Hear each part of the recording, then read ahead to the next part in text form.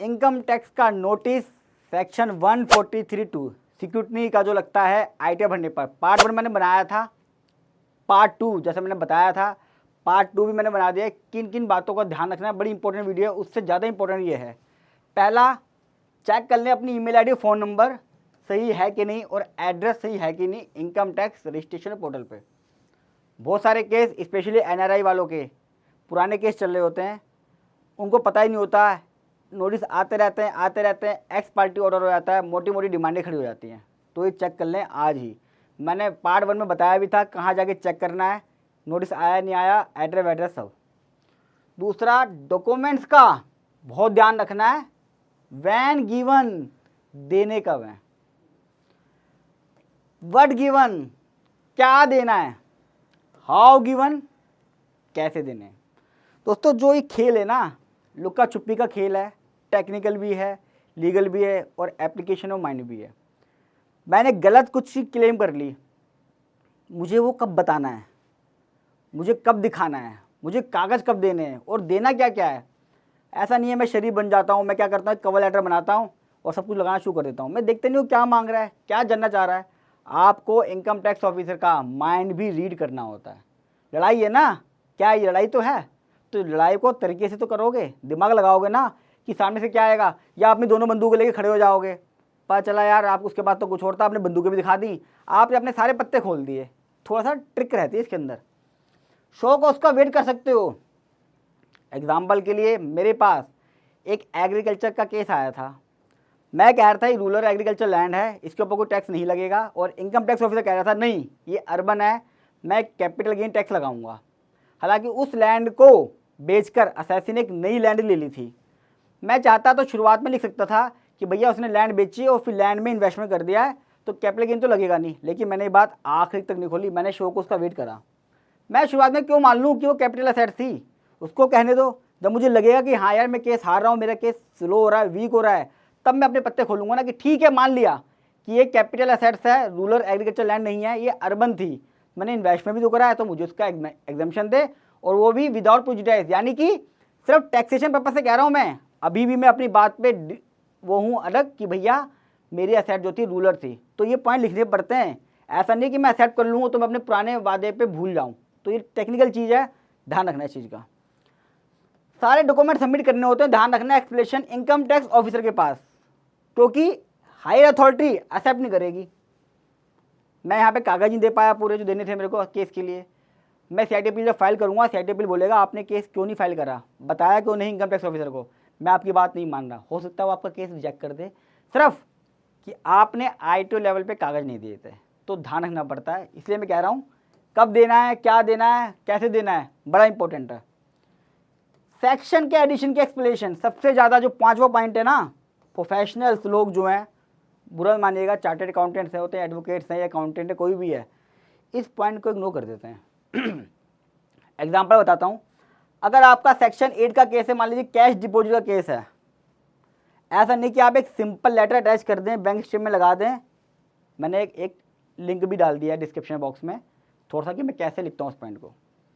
किसी का cash deposit का आया है, मैं देखा वो कहता है bank statement attach, cash withdrawal earlier, है ना, कैश प्रॉपर्टी का आया था, मेरी कैश सेल थी, 2-3 पॉइंट लिख दिए, पीछे स्टेटमेंट लगा दी, काम खत्म। ऐसा नहीं है, आपको सेक्शन 68 पढ़ना पड़ेगा। सेक्शन 68 की 3 कंडीशंस होती हैं, बताना पड़ेगा कि भैया मैंने आइडेंटिटी बता दी है, आइडेंटिटी में मैंने आपको पैन नंबर दे दिया, यानी कि मान लीजिए मैंने किसी को कैश दिया, उसने बैंक में जमा कर दिया, उसका केस लग गया। अब सेक्शन 68 में फुलफिल करके लेटर में लिखना पड़ेगा कि मैंने सचिन का पैन नंबर दे दिया है जो कि उसकी आइडेंटिटी थी, मैंने सचिन की ITR दे दी है जिसके अंदर उसने 15 लाख की ITR भरी है, तो उसकी क्रेडिट वर्तनेस भी अच्छी है, मान लीजिए 5 लाख का मैंने कैश दिया है, मैंने सचिन की सब चीज़ डिटेल दे दी है, तो ट्रांजैक्शन जो है बैंक स्टेटमेंट के थ्रू है, तो ये जेन्युइननेस है। तो मेरे तीनों कंडीशन फुलफिल हैं, मैंने सेक्शन 68 को फुलफिल कर दिया है, मैंने अपना ओनर्स डिस्चार्ज कर दिया है।